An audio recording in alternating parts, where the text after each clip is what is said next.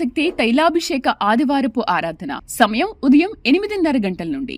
స్థలం viceroy gardens, Jubilee bus stand ఎదురుగా, సికింద్రాబాద్. ప్రార్థనా శక్తి తైలాభిషేక ఆరాధన జూలై 5 ఆదివారం. సమయం సాయంత్రం 5:30 స్థలం ఎన్ఆర్సీ గార్డెన్, ముసాపేట్, పిల్ల నంబర్ 842, కుక్కట్పల్లి. ప్రార్థనా శక్తి తైలాభిషేక ఆరాధన ప్రతి నెల 2వ మంగళవారం. సమయం ఉదయం 10 గంటల నుండి. Sri convention hall, C R Reddy women's college, Vatluru, Eluru.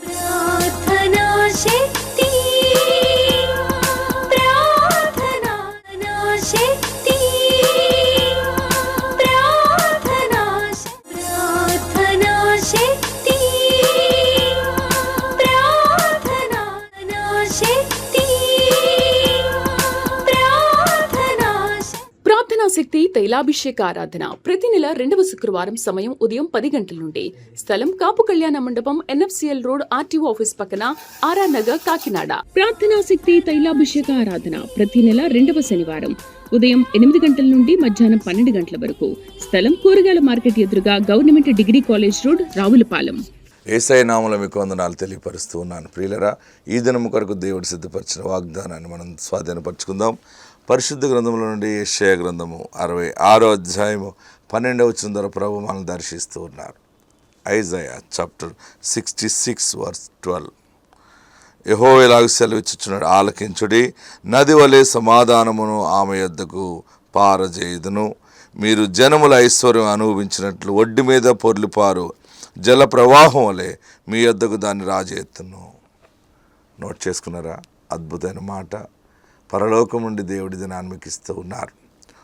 యెషయా గ్రంథం 66వ అధ్యాయం 12వ వచనంలో, ఆలకించుడి, నది వలె సమాధానమును ఆమె యొద్దకు పారజేయుదును.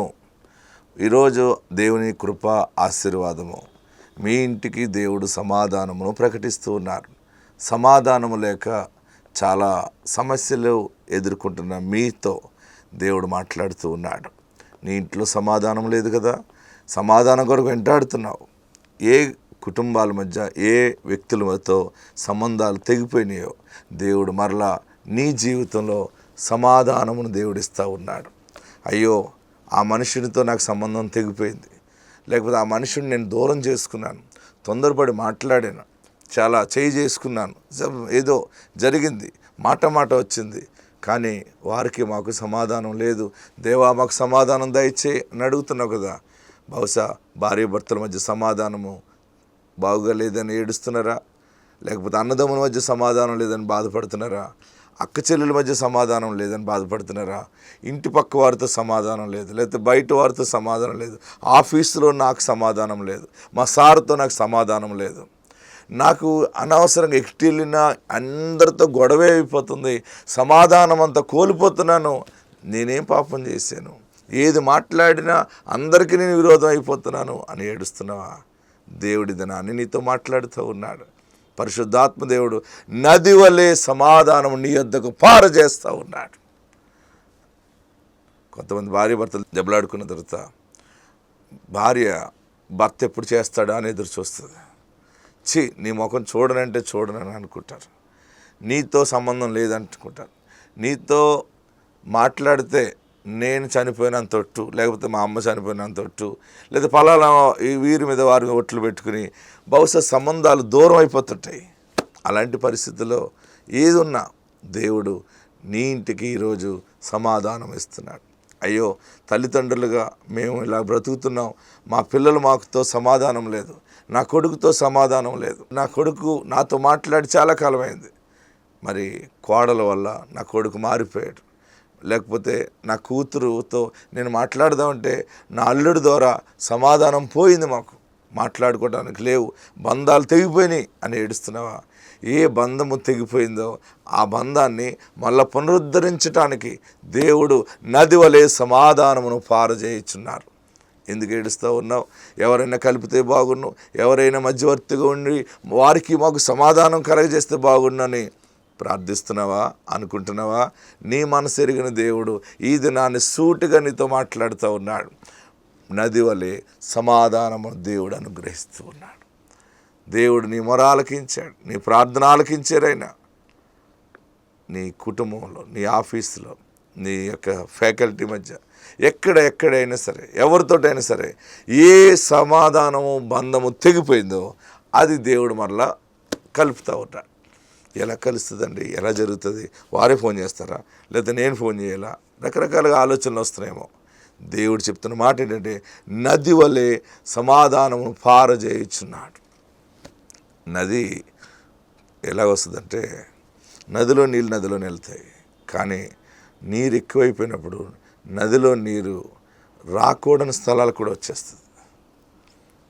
బాగా ఎక్కువైపోయినప్పుడు మన ప్రాంతంలో చూడండి, మనకు వరద వచ్చినప్పుడు నీరు ఇంకా ఇళ్ళల్లో కూడా వచ్చేస్తాయి. మన విజయవాడలో ఆ యొక్క కెనాల్ అది తెగిపోయినప్పుడు, ఆ గొట్టు తెగిపోయినప్పుడు ఆ టౌన్లో ఆ విలేజ్ అంతా కూడా, ఆ ప్రాంతం అంతా కూడా మరి మొత్తం మునిగిపోయింది.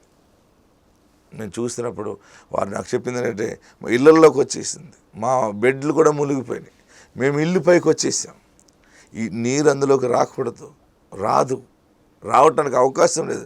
కానీ అది గొట్టు దిగిపోయినప్పుడు, నది మీదకి వచ్చి పడిపోయినప్పుడు రాకూడని స్థలాలు కూడా వచ్చేస్తాయి. అలాగనే నీవు అనుకుంటున్నావు, వారు వస్తారా, వారు నాతో మాట్లాడతారా, వారు నిజంగా నాతో మాట్లాడతారా, ఇది అసంభవం. బ్రహ్మదేవుడు దిగొచ్చినా కూడా ఆ మనుషుడు నా దగ్గరికి రాడు మాట్లాడ్డాను అనుకుంటామేమో. బ్రహ్మదేవుడైనా, బ్రహ్మదేవుడు తాత అయినా, ఎవరు రాకపోయినా కానీ అసలైన శిస్సులైన బ్రహ్మైన యేసు క్రీస్తు ఈరోజు నీకు ఇస్తున్న గొప్ప మాట ఏంటంటే, నది వలే నీ బెడ్రూమ్లోకి వచ్చేస్తుంది సమాధానం. నువ్వు పడుకుండగానే వచ్చి తలుపు కట్టవచ్చు, లేకపోతే డైరెక్ట్గా నీ ఇంటికి వచ్చి మాట్లాడచ్చు. క్షమించమని అడుగుతారు, నువ్వు క్షమించేసి దేవుడి దినాన్ని నీతో మాట్లాడుతున్నాడు. నది వలె సమాధానము నీ వద్దకు పారజేయుదును అన్నాడు. ఇంకొక గొప్ప మాట ఏంటంటే, సమాధానంతో పాటిచ్చే బోనస్ ఒకటి ఉంది. రెండో మాట, మీరు జనముల ఐశ్వర్యం అనుభవించినట్లు ఒడ్డు మీద పొర్లుపారు జల ప్రవాహం వలె మీ వద్దకు దాన్ని రాజేత్తరు. దేవునికి మహిమ కలుగును గాక. పరిశుద్ధాత్మ దేవుడు ఇది నన్ను ప్రత్యేకంగా మనతో మాట్లాడుతున్న గొప్ప మాట. పరిశుద్ధాత్మ దేవుడు బయలుపరుస్తున్నది ఏంటంటే, మీరు జనముల ఐశ్వర్యం అనుభవిస్తారు. సమాధానంతో పాటు దేవుని కృప ఐశ్వర్యము మీకు అనుగ్రహించబడతా ఉంది. డబ్బులు లేవు, ధనము లేదు, ఎలాంటి పరిస్థితి, ఇదేంటి అదేంటి అని అనుకుంటున్నావు కదా. ఆకాశమందున్న దేవుడి దినాన్ని నీ పట్ల 2 ఆశీర్వాదాలు రిలీజ్ చేస్తున్నారు. ఒకటి సమాధానము రిలీజ్ చేశారు, రెండవది జనముల ఐశ్వర్యం మీరు అనుభవిస్తారు. మా డబ్బులు మా దగ్గర ఉండట్లేదు అని అనుకుంటున్నావు కదా. ఆశ్చర్యకరంగా నీ చేతుల కష్టార్జితం ఆస్వాదించబడుతుంది, నీ ఆలోచన యోచన సఫలమవుతుంది, అంతా లాభదాయకంగానే ఉంటుంది. మరి దేవుడు మీ ఇంటికి సమాధానమును ఐశ్వర్యమును నీ యొద్దకు పారజేస్తూ ఉన్నారు. ఆత్మ మీకు తోడై ఉండును గాక. ఆమేన్. యేసయ్య మిమ్మల్ని ఆశీర్వదించును గాక. కృప మీకు తోడై ఉండును గాక. ప్రియులరా, మరి మన ప్రార్థన ద్వారా దేవుడు చేసిన కార్యాలను మనం ధ్యానం చేసుకుందాం. కొన్ని సాక్ష్యాలు ధ్యానం చేసుకుందాం. కడపలో 5 సంవత్సరాల తర్వాత గర్భం వచ్చిందని IVF చేయాలన్నారు. ముందుగా అభిషేకానికి వచ్చిన తర్వాత దేవుడు చేసిన కార్యము ఆశీర్వాదకరంగా దేవుడు చక్కని గర్భఫలం ఇచ్చాడని సాక్ష్యం ఇచ్చారు. ఈ సాక్ష్యాన్ని మనం విందాం. మా పేరు నిఖిల, నేను మదనపల్లి నుంచి వచ్చాను. మా సాక్ష్యం ఏమనగా, మాకు వివాహం జరిగి 5 సంవత్సరాలు అయింది, సంతానం లేదు. మేము చాలా హాస్పిటల్స్ తిరిగినాము, ఎంతో ఖర్చు పెట్టాము, కానీ ఫలితం లేదు.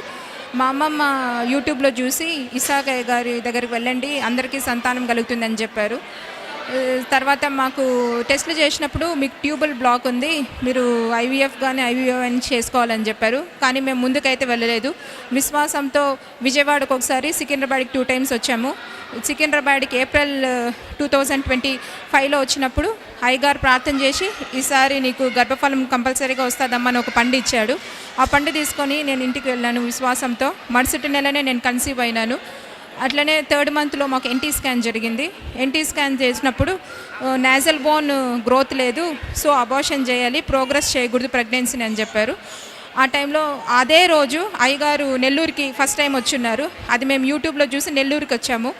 అయ్యగారితో ప్రార్థన చేసుకున్నప్పుడు, లేదమ్మా దేవుడి గర్భఫలం ఇచ్చాడు, ఆ రోజు వాక్యం ఏమనగా ఎండిన గోతిలో చీలిక కలిగజేసి దేవుడు నీకు మంచి సంతానం ఇస్తాడు, నువ్వు బిడ్డను తీసుకొని నా దగ్గరకు వస్తావు, నువ్వు ఎలాంటి ప్రొసీజర్ చేసుకోవద్దని చెప్పారు.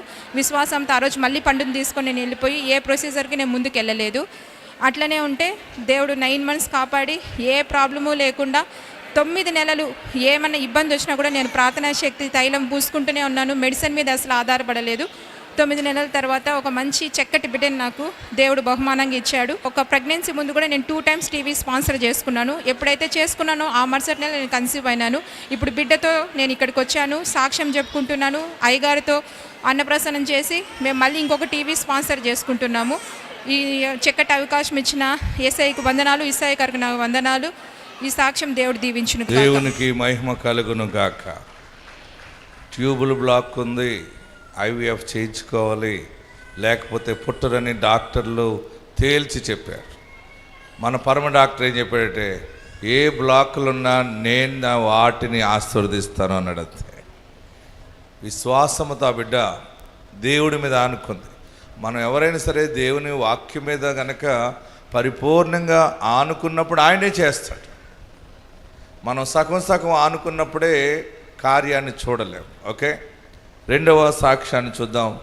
నంద్యాలలో 2 ఆడపిల్లల తర్వాత దేవుడు వారికి కుమారుని ఇచ్చాడని సాక్ష్యం చెప్పారు. చాలామంది కుమారులు కావాలని అడుగుతున్నారు. ఎస్, ఈ సాక్ష్యం ఇందాం. తన పేరు మేరమ్మ, రేగడ గూడూరు, నంద్యాల జిల్లా నుండి ఇక్కడ నంద్యాల తైలాభిషేకానికి వచ్చింది. తనకి వివాహమై 10 సంవత్సరాలు అయింది. ఆయన తర్వాత 2 కుమార్తెలు పుట్టారు. తర్వాత కుమారుడు కావాలని ఇక్కడ నంద్యాలలో తైలాభిషేకం పెట్టినప్పుడు దైవజనుల దగ్గరికి తను వచ్చి ప్రార్థన చేయించుకుంది. ప్రార్థన చేయించుకుంటే దేవుడు తన పట్ల కార్యం చేసి తను మళ్ళీ గర్భవతి అయింది. దైవజనులు ప్రార్థన చేసిన విధంగానే కుమారుడు పుట్టాడని తను సాక్ష్యం చెప్తోంది. 2 కుమార్తెలు పుట్టిన తర్వాత దైవజనులు ప్రార్థన చేయగా కుమారుడు పుట్టాడని వారు చెప్తూ ఉన్నారు. ఈ సాక్ష్యం దేవుడు దీవించును గాక. తర్వాత ఏలూరులో కోల్పోయిన భూమిని దేవుడు మరలా ఇచ్చాడని సాక్ష్యం చెప్పారు. పోయింది ఎలాగొస్తుంది పాస్టర్ గారు, పోయింది వస్తుంది, కోల్పోయింది వస్తుంది అని చెప్తున్నారు కదా, ఎలాగొస్తుందని అనుకునేదట. ఎలా వచ్చిందో ఎలా జరిగిందో ఆమె చెప్తుంది, చూద్దాం రండి. మా ఊరు బాపలపాడు మండలం సిరివాడ. నా పేరు రమణ. అయితే మేము ఒకప్పుడు ఉన్న భూమిని పోగొట్టుకుని మేము అప్పుల పాలు అయిపోయి మేము చాలా రిస్కులు పడ్డాం. అయ్యగారు అనేవారు, నువ్వు పోగొట్టుకున్నది తిరిగి పొందుతావు మళ్ళీ అని అన్నారు. వాక్యం ద్వారాగా చెప్పారు. నిరక్షణ టీవీ రోజు చూస్తుంటాం. అయితే పోగొట్టుకున్నది తిరిగి తెచ్చుకుంటున్నాం అంటున్నారు, తిరిగి పొందుతాం అంటున్నారు. ఇన్ని అప్పులు ఉన్నాయి, నేను మళ్ళీ భూమి కొనుక్కోగలిగినా అని నేను ఆ మనసులో అనుకుని, దేవా నేను కానీ మళ్ళీ నా పోగొట్టుకున్నది నేను కొనుక్కుంటే నేను నీ సన్నిధిలో సాక్ష్యం చెప్పుకుంటాను తండ్రి అని అనుకున్న సమయంలోనూ నేను పోగొట్టుకున్న భూమి దానికి రెట్టింపుగా నేను కొనుక్కున్నాక నా బిడ్డకి కొక్కినేలు ఉండి ఒక కొక్కినేలుకి 4 కొక్కినేలు చేశాడు దేవుడు. ₹1,00,00,000 ఆస్తి, నా భూమితో సంబంధంగా ₹1,00,00,000 ఆస్తి మిషన్లు నా బిడ్డకి ఇచ్చాడు. ఇవన్నీ దేవుడు చేసిన కార్యాలు. ఎందుకంటే ఎన్ని బాధలు పడి ఎన్ని ఇబ్బందులు పడి ఎంతమంది చేత మాటలు పడినా నా బిడ్డకి ₹1,00,00,000 మిషన్లు ఇచ్చాడు. ఎకరం పొలం కొనుక్కుంటాక అవకాశం ఇచ్చాడు దేవుడు.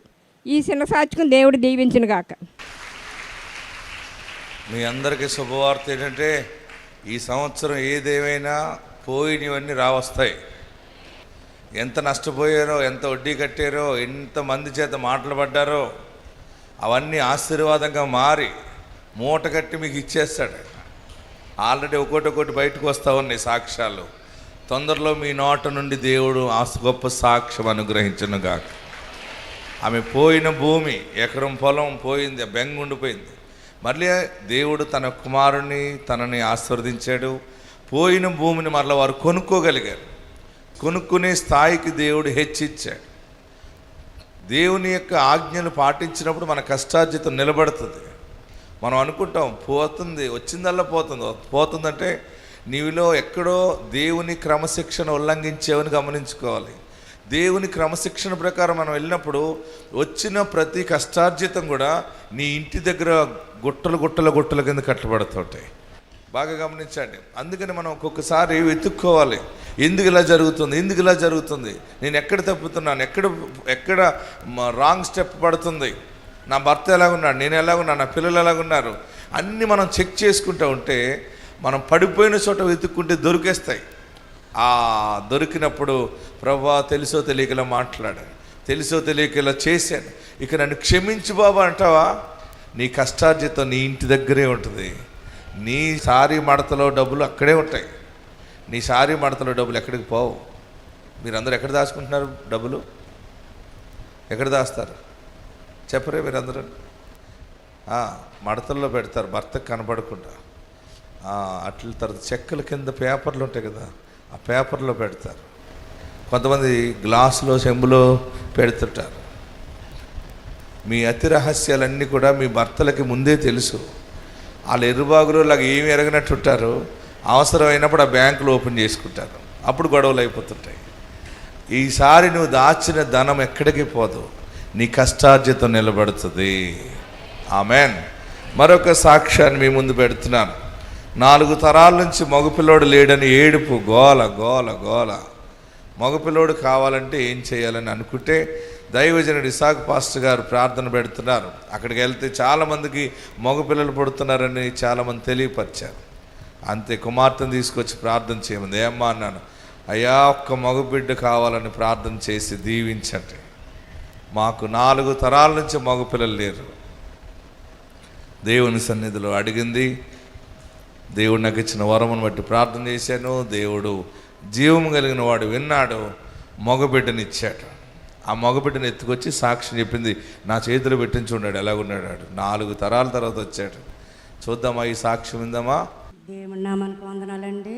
మరి మా కుటుంబంలో అయితే మరి 4 తరాల మట్టి నుంచి మగపిల్లలు లేరు. మా అమ్మమ్మకి మగపిల్లలు లేరండి, మా అమ్మకి కూడా మగపిల్లలు లేరు. మరి నాకు కూడా మగపిల్లలు లేరండి. నాకు 3 అమ్మాయిలేనండి. నాకు 3 అమ్మాయిలు అయితే 3 అమ్మాయిలకి కూడా మగపిల్లలు లేరండి. పెద్ద అమ్మాయికి 2 అమ్మాయిలే. ఈ పాపకు కూడా ఫస్ట్ అమ్మాయి అండి, మళ్ళీ మా లాస్ట్ పాపకు కూడా అమ్మాయే. మేము టీవీలో చూసేవాళ్ళమండి. చూసినా కూడా వెళ్తే పుడతారా నిజమా కాదని నిరసన పడేవాళ్ళము. మరి అందరూ కూడా మమ్మల్ని ఏలం చేసేవారండి. మరి మీకు అయితే 4 తరాల మట్టి నుంచి మగపిల్లలు లేరు, మీ ఇంట్లో మగపిల్లలు లేరు అని ఎంతగానో ఏదించేవారండి. మరి మేము అంతర్వేద అండి మాది. మరి నా పేరైతే దమయంతి. అంతర్వేద నుంచి మరి సకాయి గారు హస్తం వేస్తే మగపిల్లలు పుడతారంటని వచ్చామండి. ఈ పాపకి ముందు పాప పుట్టి 5 సంవత్సరాలండి. 5 సంవత్సరాలు అయితే వచ్చి సకాయి గారితో ఇలాగని చెప్పాము, మగపిల్లడు కావాలండి, ముందు పాప అండి అని చెప్తున్న తోటగా మరి యాప్లిస్ పండు ప్రార్థన చేసి ఇచ్చి, నీకు కొడుకు పుడతాడు వెళ్ళిపోమ్మ అన్నారు. వెళ్ళిపోమ్మ అంటే ఇంకా అలా 9 నెలలు తిరిగామండి. 9 నెలలు తిరిగిన తర్వాత డేట్ ఇచ్చేసారండి. డేట్ ఇచ్చిన తర్వాత వచ్చి, అయ్యా మరి డేట్ 2వ తారీఖున వచ్చి హాస్పిటల్లో జాయిన్ అయిపోమంటున్నారు అని నేను ఏడుతా అయ్యగారిని అడిగినప్పుడు అయ్యగారు ఒకే మాట అన్నారు, నువ్వు మళ్ళీ వచ్చినప్పుడు కొడుకుని ఎత్తుకుంటూ వస్తావా అమ్మ అన్నారండి. మరి దేవుడు మగబిడ్డని ఇచ్చాడండి. దేవుడికి వందనాలు. 2 చేతులు పైకి ఎత్తి గట్టిగా చప్పట్లు కొడదాం. మరి ఈ బిడ్డకి నేను అనుకున్నానండి, నేను ఇసాకాయ గారి దగ్గరికి తీసుకెళ్ళి పేరు పెట్టించుకోవాలి, ఇక్కడ ఈ సన్నిధిలో సాక్ష్యం చెప్పుకోవాలని అనుకున్నాను. మరి దేవుడు నా కోరిక నెరవేర్చినందుకు ఆయనకి నిండు వందనాలు చెల్లించుకుంటున్నానండి. దేవునికి మహిమ కలుగుగాక. ఎంతమందికి మగపిల్లలు కావాలి? చేతులు పైకెత్తండి. చాలామందికి ఉంది కానీ కొచ్చి నిజమే. మీరు నిజంగా ఇప్పుడు విశ్వసిస్తే స్ట్రైట్గా పైకెత్తుతాం. అప్పుడు అలా పట్టుకుని ఎత్తుకుంటాం అనమాట. ఓకే, అప్పుడు లేచిని చూసారు ఎంతమందికి ఉన్నాయి. ఓకే, మీ అప్లికేషన్లు అన్నీ గ్రీన్ సిగ్నల్ అయిపోతాయి. ఓకే, ఆడపిల్లలు కావాలన్న వాళ్ళు 2 చేతులు పైకెత్తండి. లెగట్లేదు, అక్కడక్కడ ఉన్నాయి లెక్కగా. ఓకే, మీకు ఏ బిడ్డలు కావాలో అడగండి, తీసుకెళ్ళండి. లైన్లో వచ్చినప్పుడు జాగ్రత్తగా తీసుకెళ్ళాలి. ఆమెన్. మీరు అడిగేటప్పుడు పొందుకునేటప్పుడు చాలా విశ్వాసంతో ముందుకు నడవాలి, అప్పుడే దేవుడిస్తాడు. ఆమెన్. దేవుడు నాకు ఇచ్చిన వరముతో నేను ప్రతిష్ఠ చేస్తున్నాను, మీరు పొందుకుంటారు, ఆయన మహిమపరచబడతాడు. హల్లెలూయా. దేవుడు బలమైన కార్యాలు జరిగిస్తాడు. ఆత్మ మీకు తోడైండును గాక. దేవుడు గొప్ప చెయ్య మొదలు పెడుతున్నాడు. అందరు తలలు వంచండి, లేచి నిలబడి ఎక్కడున్న వరకడే మనము అభిషేకంలోకి ముందుకెళ్దాం. మందసము వెళ్ళిన వెంటనే అక్కడ అడ్డుగొచ్చిన యోర్దాను నీళ్లు ఏకరాశిగా నిలబడ్డాయి. ఈ దినము దేవుడు నీతో మాట్లాడుతూ ఉన్నాడు. నిన్ను గొప్ప చేయ మొదలు పెడుతున్నాడు. నిన్ను నీ వాళ్ళు అవమానంగా మాట్లాడుతున్నారేమో, లేక నీకు ఆదాయము లేదని, నీకు డబ్బులు లేవని, నీకు ఆస్తి లేదని, నువ్వు ఎర్రివాడువని, ఎర్రిదానువని, చదువు లేదని, ఎడ్యుకేషన్ లేదని, నీకు సరైన బలము లేదని, బలహీనుడు అని, బలహీనురాలు అని అనుకుంటున్నారేమో. వారి ముందు, గనుల ముందు నిన్ను బలంగా దేవుడు నిలబెట్టడానికి గొప్ప చెయ్య మొదలు పెడుతున్నాడు. ఎవరు తొందరపడకండి, అందరూ 2 చేతులు పైకెత్తండి. బలమైన ఆశీర్వాదంతో మనం వెళ్ళబోతున్నాం. ప్రార్థన నిందు ఆసక్తిగా, దేవా నా చేతులను ఆశీర్వదించు, దేవా నా చేతులను దీవించు బాబు, నీ అభిషేకం నాకు కావాలి. 7 మార్లు యేసయ్యా అని పిలవండి, గట్టిగా పిలవండి. 7 మార్లు యేసయ్యా అని పిలవండి. నా పాపాలు క్షమించు బాబు, నన్ను పరిశుద్ధపరచు, నన్ను ఆశీర్వదించు బాబు, నన్ను దీవించు బాబు. గట్టిగా అడగండి. నన్ను గొప్ప చేస్తానన్నావు, నువ్వు గొప్ప చేస్తే నేను బ్రతకెళ్తున్నాయా. ఇప్పుడు గొప్ప చేస్తా. ఇల్లు లేక, భూమి లేక, పాడి లేక, ఉద్యోగం లేక, వ్యాపారం లేక, నీ జీవితంలో విలువ లేదని ఏడుస్తున్నావు కదా, సర్వ సంపదలు ఇచ్చి నిన్ను గొప్ప చేస్తాడు. నీ మాటకు దేవుని కార్యాలు జరిగింప చేస్తాడు. హల్లెలూయా. అందరూ ప్రార్థన చేయండి, అడగండి. మీకు ఏం కావాలని వచ్చారో అవతల హాల్లో ఉన్నవారు మోకరించండి, బయట పెండాల కింద ఉన్నవారు అందరూ కూడా మీరు ఈ మాటను పోషించండి. దేవుని ఆశీర్వాదాలు 100% మీకు వస్తాయి. నిన్ను గొప్ప చేయ మొదలు పెడతాను. యెహోషువా, నిన్ను గొప్ప చేయ మొదలు పెడతాను. మోషేకి తోడుగా ఉన్నట్టుగా నీకు ఉంటా. మోషే ఎలా గొప్పగా వాడబడ్డాడో నిన్ను అలాగే నిలబెడతా. అందరూ ప్రార్థన చేయండి, ఎలుగెత్తి ప్రార్థన చేయండి. ప్రభువా, గృహాలు లేని వారికి సొంత గృహాలు దయచేయండి. ప్రార్థిస్తూ ఉన్నా. ఉద్యోగం లేని వారికి ఉద్యోగములు దయచేయండి. పాడి పంటలో దీవెన లేని వారికి పాడి పంటలో ఆశీర్వాదం, దీవెన దయచేయండి. అందరి కుటుంబాల్లో సమృద్ధిని దయచేయండి. రోగులున్నారు, బాగు చేయండి. నీ రక్తంతో కడగండి, నీ వెలుగు దయచేయండి. యేసు నామములో అడుగుచున్నాము తండ్రి, ఆమేన్. ప్రార్థనా శక్తి తైలాభిషేక ఆదివారపు ఆరాధన సమయం ఉదయం 8:30 గంటల నుండి. స్థలం వైస్రాయ్ గార్డెన్స్, జూబ్లీ బస్టాండ్ ఎదురుగా, సికింద్రాబాద్. ప్రార్థనా శక్తి తైలాభిషేక ఆరాధన జూలై 5 ఆదివారం. సమయం సాయంత్రం 5:30 స్థలం ఎన్ఆర్సీ గార్డెన్, ముసాపేట్, పిల్ల నంబర్ 842, కుక్కట్పల్లి. ప్రార్థనా శక్తి తైలాభిషేక ఆరాధన ప్రతి నెల 2వ మంగళవారం. సమయం ఉదయం 10 గంటల నుండి. Sri convention hall, C R Reddy women's college, Vatluru, Eluru.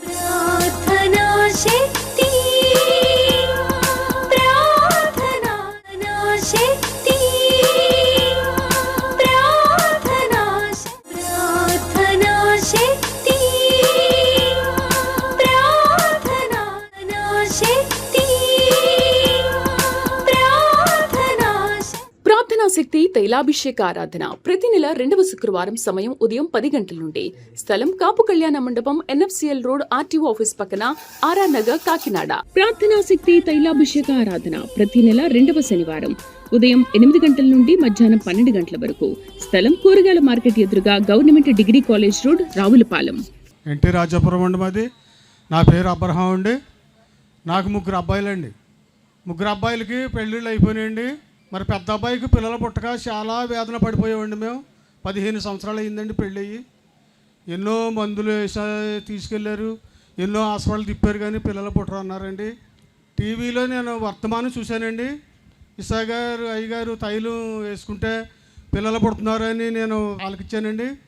TV పెట్టుకుని ఇతడికి మీకు పిల్లలు ఎవరైతే పుట్టలేదో నా టీవీ మీదకి వచ్చి మీరు ప్రార్థించండి అని ఇసాగయ్య గారు అయినప్పుడు మేము మోకాళ్ళు వేసి, తండ్రి మరి నా పెద్ద కుమారుడు ఎవరు చూసినా, ఏ పనసంలో చూసినా గొడ్డుమోతాడు అంటున్నారు, నా కోళ్ళని గొడ్డుమోతాడు అంటారని మేము చాలా చింతపడ్డామండి.